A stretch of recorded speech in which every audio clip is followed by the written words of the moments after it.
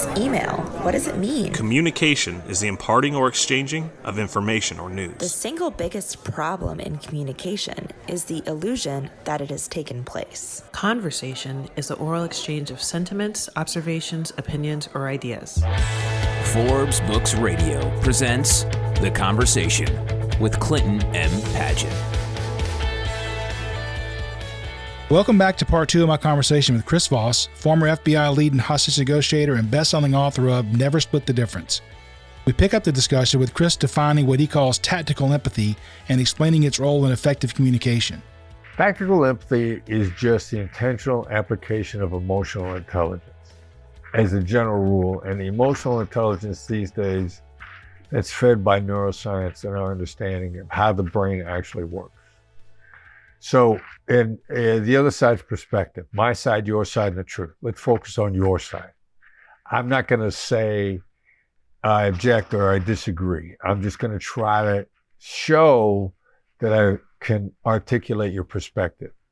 Now, the neuroscience aspect, basically the brain is 75 to 80% negative. So the real emotions that are important based on this neuroscience number, and my neuroscience buddies hate the way I get to that percentage, but they don't disagree with my percentage. I'm a layman. But there's no real disagreement on that. The brain is basically 75% negative. So what I need are skills to navigate the negative.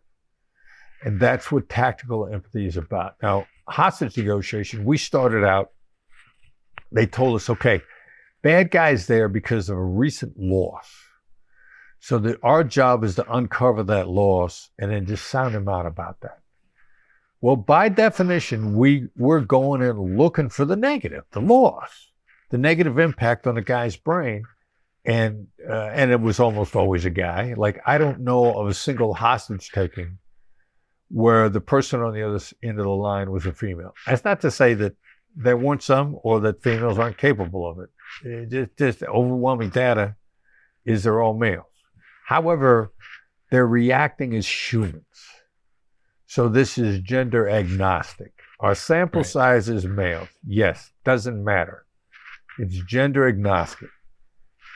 Survival brain of the human being is 75% negative. So give me tools to navigate the negative, not ignore them. The vast majority of negotiation sales is about amplifying the positive. There's a massive amount of friction, if you know how to get rid of it, from the negative. And our skills show you how to quickly deactivate the negative, so then the positive gets unleashed on its own. It's much faster. Nothing affects deal timelines like deactivating the negative with our skills. In fact, you talk in the book about if you can make your counterpart feel heard or listened to, that actually helps your side. Yeah, and that what happens is when they feel heard, not when they are heard, but when they feel heard. You can hear them without making them feel heard. Right. This gets back to these neurochemicals that I was talking about.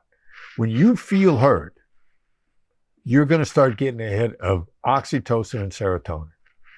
Oxytocin, if anybody's familiar with it, some people call it the love drug or the bonding drug, but you feel connected to me if you get ahead of oxytocin. Now, the hidden underlying more important benefit of oxytocin, and I got this up from one of Andrew Huberman's podcasts, it's the truth drug. So not only do you bond with me, but you're far more inclined to be honest with me.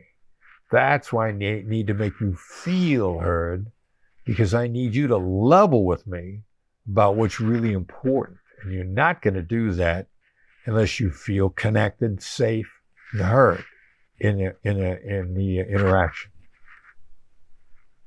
Now, earlier we were talking about mirroring and labeling, and we mirroring is when you repeat the last 1 to 3 words, or the 1 to 3 key words of what was just said. Can you remind me what labeling is? Yeah, great question. Labeling is a verbal observation of an emotion or dynamic. And it starts, the basics of it is, it seems like something just crossed your mind. I could say, you seem angry if you have an angry look on your face. Now, you're not always going to be angry when you look angry. You might be thinking extremely strongly. I've got what I call a resting serial killer face. Like, if I'm really listening to you, I look mad. I look like I'm thinking about chopping you up in a basement and serving you to the neighbor's dog. When I'm thinking, I'm thinking hard. I mean, a story I talk about all the time. I had an interaction with Jack Welch, and he looked furious. That was his thinking face. So I could say, you seem angry, or I could say, it seems like something's on your mind. Either one of those are labels. The second one is better than the first. Now, I originally learned, if you looked angry, to say, you look angry. I've since learned with experience that it could be anger, it could be gas. So I'm, the more broadly observational your label is, seem like something just crossed your mind, is a way to label very effectively to get out of someone what's on their mind without them feeling judged or disagreed with. I think of Nick Saban, the former Alabama football coach, and he has one of those faces that seems to be, he definitely expresses anger, but I remember him being interviewed and he goes, no. And they say, how come you're not happy, coach? You just won the national championship. And he goes, I am happy. I'm very happy. I am happy, goddammit. Exactly. You idiot. How can you not see I'm happy? You're so stupid. Exactly. So you talk about an accusation audit, which I think is interesting. What is that and how do I use it? That's that may be the single most powerful strategy we have. And Derek and I have been talking back and forth. Is it a strategy or is it a skill? An accusations audit is a bundling of the skills. Now, it's a bundling of the negatives that you've perceived, that you've seen, that you suspect, or that you predict, and throwing them all together, and then rolling them out as a list. You're probably at some point in time going to think I'm grabbing with both hands. You're probably going to ask yourself at some point in time, why am I wasting my time with this knucklehead? It's predictive. And once people grasp this, that's why it's so powerful, because people are afraid to call out a negative. Speak of the devil and he may appear. People are afraid of calling it out in advance as if it will make it materialize. In point of fact, labeling a negative deactivates it either to some degree or entirely, every time, or labeling a negative proactively inoculates from it. And the accusations audit is really about getting proactive and getting out in front of the scenario, especially if the negative is predictable. Like if I'm getting ready to tell you something, it's going to be disappointing. Most people would say, look, I don't want you to react negatively to this. That's the wrong way. I don't want you to react is a denial. It interferes with your autonomy, and it instantly triggers negative defensive reactions. The 2 millimeter shift is, first of all, to say, you're probably not going to like this. That's not a denial. It's a prediction, observation. Or the strongest move is, when I get done telling you this, you're going to want to jump across the table and stab me in the eye with a pencil. To go really deep. Now, what's going to happen is, when I lay on you what I have to say, it's going to be relief. And the last moment is the one you're going to remember, not the one that preceded it. You remember emotionally the last moment or the most recent moment. Primacy and recency. Recency wins every time. And so I'm going to focus on how you're going to feel recent. And I want my ask to be a relief. Yeah, I think you give a good example in the book about that, where I think it was your story. I don't think it was somebody else's, but you talk about you were kind of a subcontractor and you brought in some subs under you, and the person ahead of you had, you promised everybody $2,000 a day or whatever it was, and you find out you can't give them that. So you called them up and said, I could have said, hey, I can only give you 500, and they would have hung up. But instead you said, hey, you're going to hate me after this. You're going to think I'm the worst negotiator in the world, and I did a really bad job. And in the end, they accepted the lower salary. Yeah. That was huge. And I know that was the reaction. And, one of the conditions that really require that to continue to work for you long term is, what are your core values? And my core value is integrity. Like, all those guys had a long enough track record with me that I needed them to evaluate their experience versus their fears. Now, somebody starts cutting your pay, your fear, your amygdala's 75% negative part of your brain's going to kick into gear and say, this dude's just greedy. He's trying to grab with both hands. He's doing this at your expense. Yeah. Now, all of those guys have known me for years. And so if they were to look at the facts of our relationship, that wouldn't have been a problem. And so what I needed to do was get them to look at that without the negativity creeping in, because that amygdala is brutal. The fear centers, the demons in your head doing jumping jacks. That's your amygdala. Like that baby is powerful, and it's so bad. And so I'm walking my talk, and I need to not let the amygdala obscure their actual analysis of the facts and history of our relationship. And that's why I did that. So if I visualize this, what I'm seeing is I got the devil on one shoulder and the angel on the other, but the devil's about 3 times bigger than the angel. That's right. You got it right. I was actually very surprised to read that no is not the end of the negotiation, it's the beginning. I know most of us are taught to get to yes, as you referred to earlier in that book.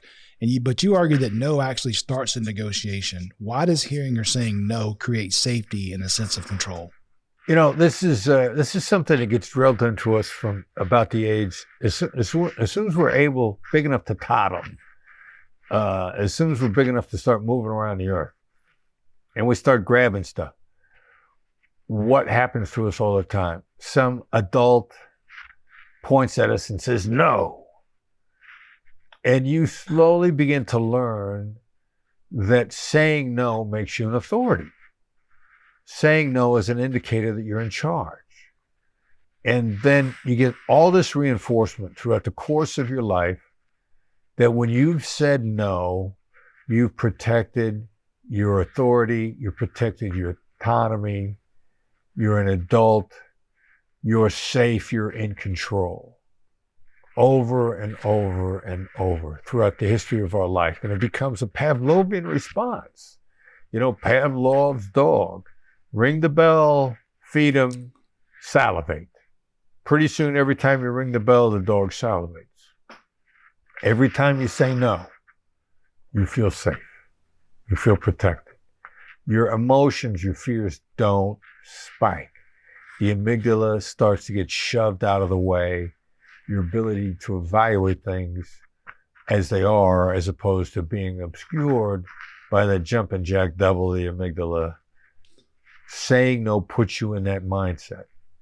And so all of empathy is about this one concept that in any word, it's different between saying it and hearing it. Now, generally speaking, we hate hearing no and we love saying it.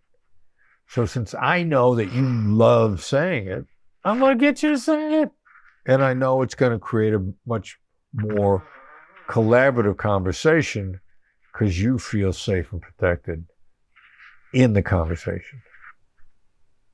And in fact, chasing the yes, you actually talk about there's different types of yes, and you often will get what you call a fake or counterfeit yes. Right. There's 3 kinds of yeses: commitment, confirmation, and counterfeit. Now, most people are going to try to trap us, corner us with a series of confirmation yeses. And the yes momentum selling, it even calls each yes a tie down. Well, people don't like getting tied down. It infringes on your autonomy, and people will die for their autonomy. People will die over it. And so every time I try to get you to say yes, you feel your autonomy being infringed on. And so you're going to give me, once you realize what my game is, then the confirmation yes is now going to become counterfeit. And again, this is a Pavlovian response, because you've been trapped by yes in the past 2 or 3 times, 4 or 5 times, so you finally caught on. And there's an old phrase, anybody that's been bitten by a snake is afraid of ropes. You got no reason to be afraid of that rope. That rope didn't do anything to you, but you got bit by the snake. Exactly. And the snake bit you with yes. So every other person who's trying to throw you a lifeline, a rope is a lifeline, but through yes, well, it looks like a snake to you. So every yes, you're going to have that negative reaction to when people are trying to get you to say it. I think after reading this book, I'm going to have to rewire my brain, because you say that asking is now a bad time to talk is better than asking, do you have a few minutes? But to me, I've always wanted to avoid the negativity and saying is now bad. I would not want to go use that approach. Why is it better? I just know it works. Like, I could speculate on the brain science of it along the lines of what I just talked about. Yeah, no. The no-oriented questions. Again, if you want, getting people to say no is a skill that acquires rapport. It acquires rapport from the other person, because you make them feel safe and protected. And when I'm doing a keynote or when I'm doing any teaching, I say, this is the first thing I want you guys to start to road test. Just take what I'm saying. I've got enough of a history. My examples might support the hypothesis. You be your lab. Starting today, every text message, instead of, have you got a few minutes to talk, change it to, is now a bad time to talk. You call somebody on the phone when they pick up, say it's now a bad time to talk. Do it 4 times, just 4 times. You're gonna try to engage people 20 times tonight. You could carve out 4 to find out for yourself what kind of reaction is now a bad time to talk gets. And you'll be delighted if you do. And I only ask 4 because 4 seems doable. Yeah. You could do it 4 times. But in point of fact, 4 attempts begins to give you data where you can bypass that jumping jack theme in the amygdala and go into your gut instinct reaction, which is a supercomputer. Actual experience and the actual results of experience. And with 4 attempts, 4 repetitions, you start feeding that supercomputer and you start getting that amygdala out of the way. So we were talking just a second ago about the importance of the word no. I do a lot of work in Japan, and I've been told that no doesn't exist, and I'm not sure that's true, but I do know that they don't like to say no. So what they'll say is, that will be difficult, which really means it ain't going to happen. So in cultures where the word no is almost never used, what are some ways we can get to know without actually using the actual word? No, you can still use the word. And that's what I love using in those cultures. There are stereotypes, and the stereotypes are principally Asian and Arab, but it's the rejection. Like when the word is a rejection of you, when the word is a rejection of your idea, that's when you don't like to say it. But you craft the word so that it's not a rejection, so that it's permission to proceed, that it's going along with you. And right after I get out of the bureau, I'm doing this training. I think I was in Germany, and one of the other trainers is this Chinese lady, and she's going on and on and on about how Chinese will never say no. And then she goes, all right, so would it insult you if I shared this next idea with you? What's she trying to get you to say with that? No. Like she was doing it inadvertently. She didn't even know it. It's not the word, it's the context of the word. And I've seen this over and over again, and I've seen people who've been taught that no is horrible, then they react to this idea like a vampire to holy water. Oh my God, I'm going to melt. And other people that are open to coaching in that same environment, their same ethnicity, who they are and who they're dealing with, say, no, I do it all the time. And I've had people from India argue with me. I've had people from China. The book sells very well in China. As a matter of fact, the re-up for the book was the strongest re-up that my agent ever got from any publisher in China. And this no part of it is a fundamental aspect of the book in every language it's published. So it's not the word, it's the context of the word. And there are cultures that have a really difficult time rejecting you. If the word's not a rejection, if the word is a permission, then the word works really well. Right. You know, you say that the two sweetest words in any negotiation are, "That's right." That's right. Why is that significantly better than the yes or "you're right"? Because when people say that's right, it's when what they just heard is the truth and it has insight. It's not your truth. It's not their truth. It's the truth. And it's an indicator that it's resonated with them deeply. Now, you see this with every charismatic leader out there. I'll use Donald Trump as an example. He's just the most recent example of a charismatic leader. When he gives a speech and he outlines to his followers what the world is doing to them or what the world is doing, they go, "That's right." Everybody that voted for him, that saw him in a debate, they watched him on TV. And when he said the right thing, they looked at the TV and they said, "That's right."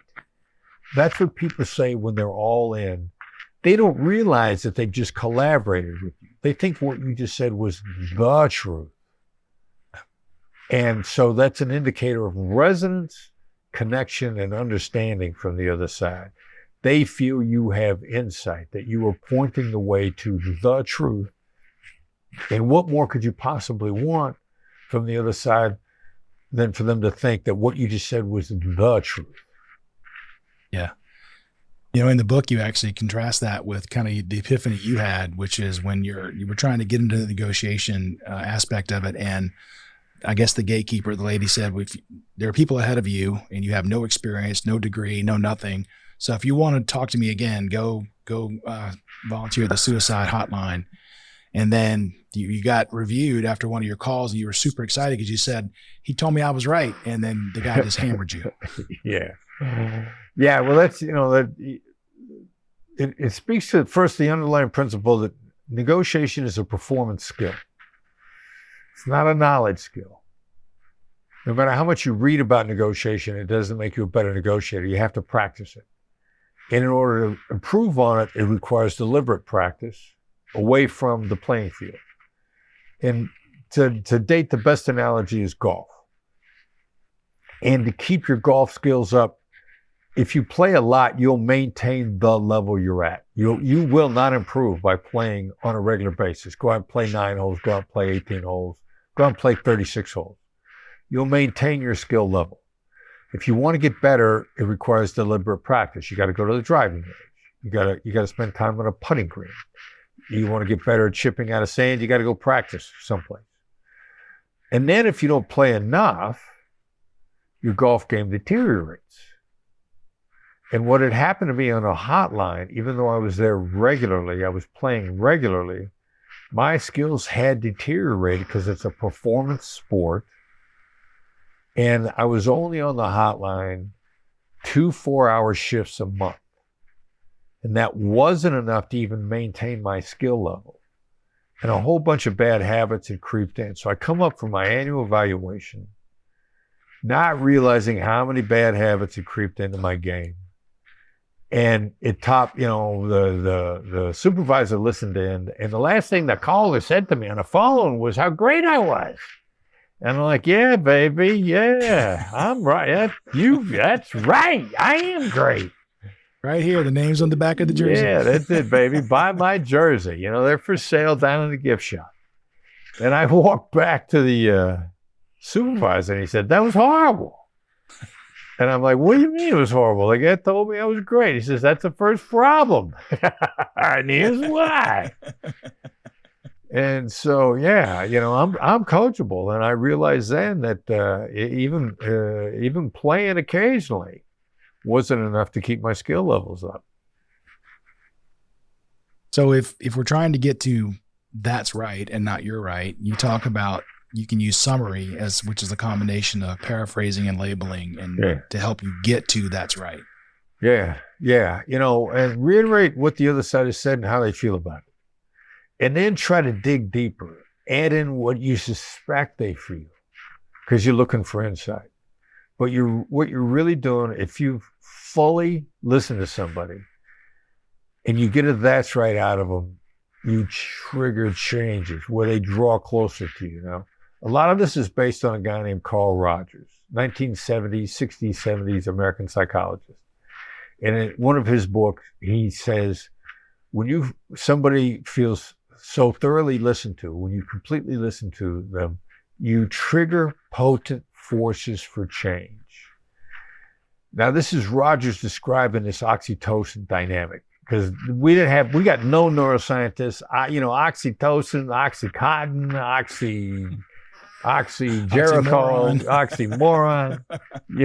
Nobody knows what the hell that is back then. But now that we got the neuroscience to back it up, the potent forces for change is the oxytocin. Now, Rogers is doing this external observation from the outside, and he's seeing astonishing changes for the good in people once they feel listened to. And now, flash forward, we got the neuroscience to back it up. Astonishing changes for the good. So people draw towards you. They're no longer defensive. Their negativity is not getting in the way. They want to be honest with you. Potent forces for change. Some of this guy's leveling with me, or gal, because I've used the summary. That was what Rogers was describing, a full summary, and bang, it's like waving a magic wand. Everything has changed. In my uneducated naivete, I think of negotiation as kind of meeting in the middle, but your book is called Never Split the Difference. And you talk in the book about we shouldn't compromise. Why not? Right. Well, it's lose-lose. And lose-lose is guaranteed downward spiral. Back when we were kids, back when the only source of information was newspapers and late night, the 5 o'clock news. Yeah. So there was this, they used to have these one panel cartoons in the newspapers. And one of them was, this great one was the Lockhorns, and it was a husband and wife in a typical marriage. And one of the captions in one of the Lockhorn cartoons, he says to his wife, "Let's compromise. That way we'll both be unhappy." That's what compromise is. And if your desire is for a long-term relationship where you prosper, both of us being unhappy is not the recipe. It's not the algorithm. And compromise is an algorithm for unhappiness and a loss of the relationship. You also have to define what you mean by win-win or win-lose, because I know I used to have a boss who he liked to do win-win, but win just meant that he won and you lost. That was a win-win for him. That's right. That's when most people, if win-win comes out of the mouth early on, they're going to make sure one side wins and it ain't you. It's a zero-sum game for them. Yep. Yeah. Now, you also mentioned that no deal is better than a bad deal. How does this mindset empower someone to remain patient and avoid making impulsive concessions? Because, it's the value of time, and bad deals are expensive. And in many cases, your bad deals, the time spent on bad deals, keep you from the good deals. Now, if you don't have a lot of deals in front of you, it's a scary proposition to tell this bad deal to shove off. But it's so expensive. And in many, you might be better flipping burgers at McDonald's than making this bad deal. I came across something recently that they used to measure the value of a deal in sales as P times Q equals V. Price times quantity equals value, or total value, TV. But what you really need to put under that, make it into a fraction and have the denominator be time. Total value divided over time. So a bad deal is expensive in terms of time. It starts to lower your hourly wage dramatically. And it can be so low that if you'd have known what the hourly compensation was going to be, you wouldn't have done it. I used to do this to my students in my class in MBA schools, Georgetown, USC. They had to come to class with a name tag. Everybody had a nameplate in front of their plate, so the professor could call them by their name. So I'd say, all right, so how much for your name? Let's do it. Let's do a deal. I'm going to buy your nameplate from you. Name a price. And a lot of them get smart, because if they lost it, I don't know, it might have cost them $5 to get it replaced. And some people would say $100. And I'd be like, okay, bring me your name tag. And they'd walk it up to me and hand it to me. And they go, where's my $100? I'd be like, oh, we didn't talk about that. Okay. I'll give you $1 a year. Like, wait a minute. No, because you can get so lured by the shiny object of the price tag.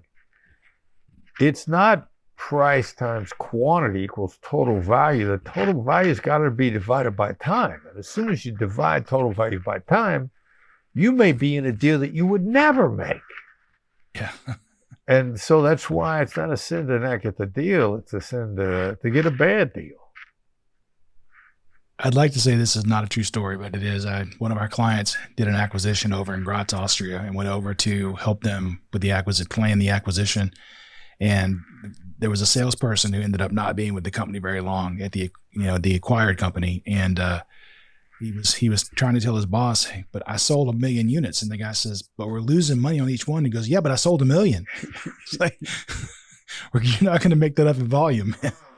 Yeah. So our loss has just been magnified by 1 million. Thanks, genius. Exactly. So you call fair the F word of negotiation. Right. Why is fairness such an emotionally powerful and potentially manipulative word?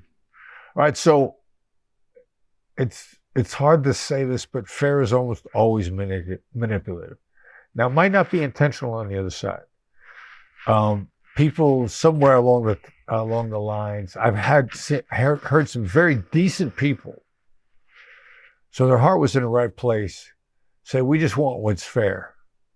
And they got a better deal.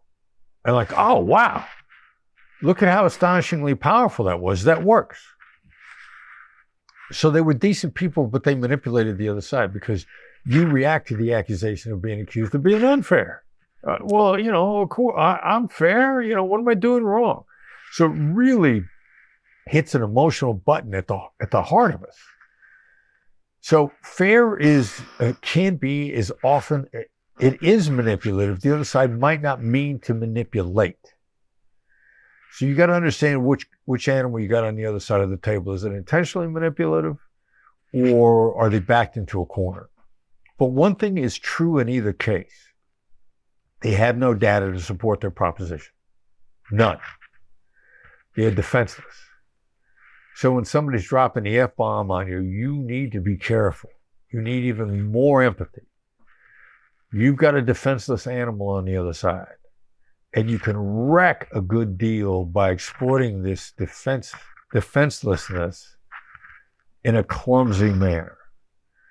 And so really the best response is to start off in a negotiation, because it's going to come up. Like it comes up. It was the first thing that we saw coming up over and over and over and over. We just want what's fair. I'm giving you a fair deal. How do you deal with it proactively? You want to say, look, at some point in time, you're probably going to feel like I'm taking an unfair approach.